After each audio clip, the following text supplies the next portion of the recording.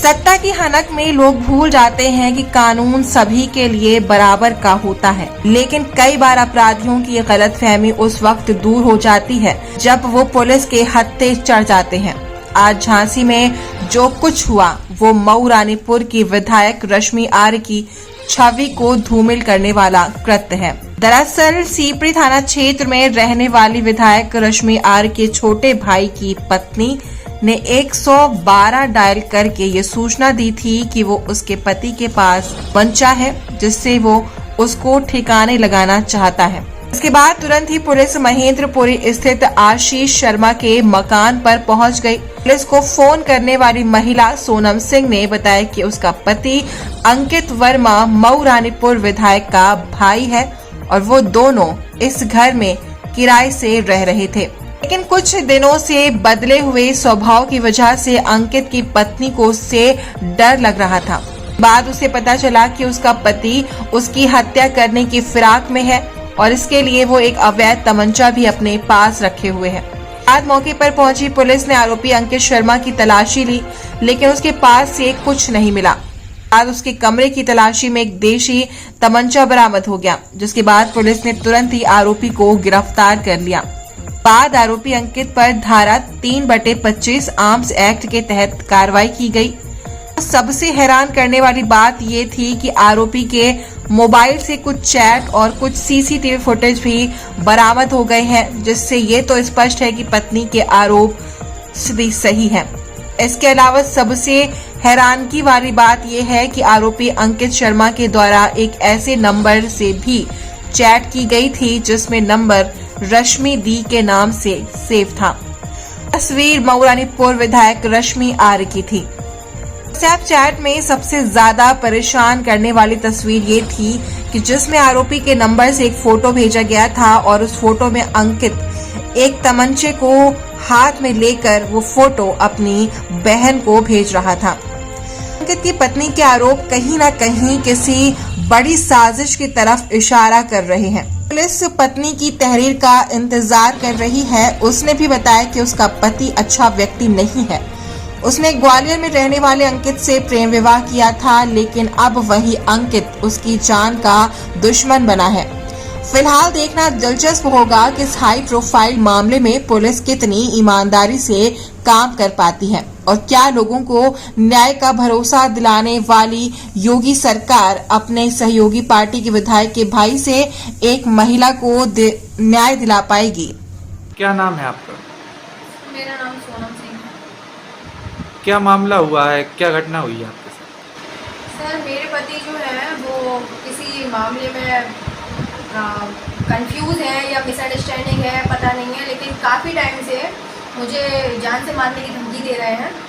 बहुत टाइम हो गया, मैंने इस चीज़ को इग्नोर करने की कोशिश की। मुझे लगा शायद गुस्सा है, कोई कुछ दिनों बाद ख़त्म हो जाएगा, बात है, घर की बात है, लेकिन वो अड़े हुए हैं, अपने गलत जो काम करते हैं उनमें लगे हुए हैं, गलत काम करते हैं, दारू पीना, सिगरेट पीना और लड़कीबाजी, ये सारी चीज़ों में संलग्न हैं सर।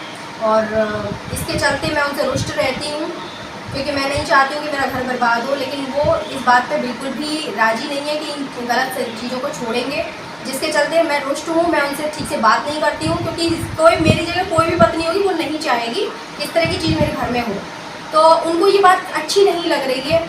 वो तरह तरह के आरोप लगाने लगे हैं मुझ पर, और इन आरोपों के चलते उन्होंने मुझे मारने की धमकी दे दी है। मैंने उनसे साफ कह दिया कि आप इस तरह से अगर चलेंगे तो मुझे मेरे साथ मत रहिए आप। अभी क्या हुआ आपके साथ?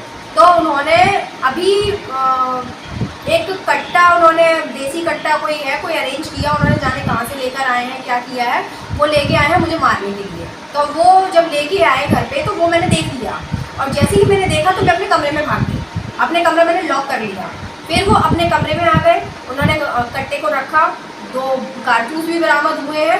मैंने अपने कमरे से 1090 पे कॉल कर दिया, पुलिस बुलाई। उसके बाद 112 से कॉल आया मेरे पास, फिर मैंने पुलिस बुलाई है। पुलिस ने बरामद किया है सामान, कट्टा और 2 जो कारतूस हैं वो बरामद किए हैं और मुझे बचाया है।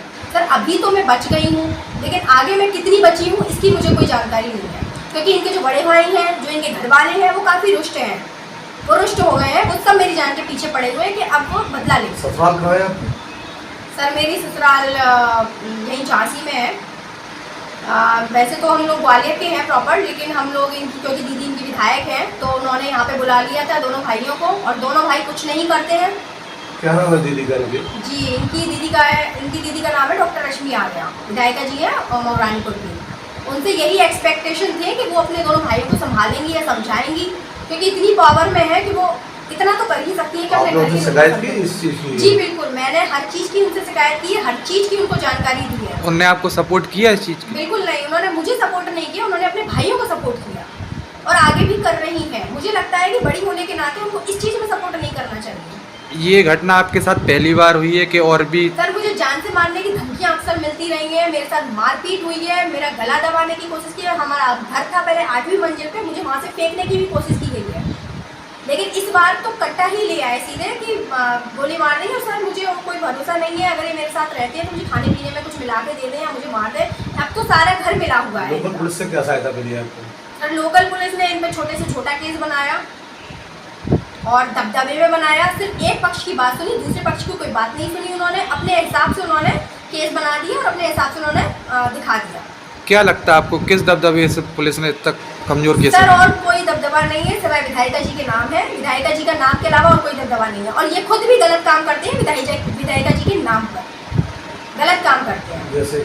जैसे कि किसी को भी झूठ बोलना कि हम आपकी नौकरी लगवा देंगे, उससे पैसे वसूल कर लेना, फिर उसके पैसे खा जाना, उसको अपने आगे पीछे घुमाना, वही पैसे ना देना, 2 नंबर के काम करने की कोशिश करना। जाने कौन कौन से काम चलते हैं। सर मुझे तो जानकारी देते नहीं है, और मुझे जानकारी क्यों देंगे? जितनी मुझे जानकारी मिलती है उस हिसाब से सारे 2 नंबर के काम है। इनके कोई भी अच्छा काम नहीं है, इनके बड़े भाई का भी और इनका भी। इससे पहले मारपीट की है तो बिल्कुल मारपीट की है, मैंने बताया है। इनके चक्कर चले हैं वो मैंने बताया है। कोई रिस्पांस नहीं मिलता है, यही कहते हैं मैनेज करो मैनेज करो। तो कब तक मैनेज करें कि अपनी जान जाने तक मैनेज करें? कौन कहता है आपसे मैनेज करो?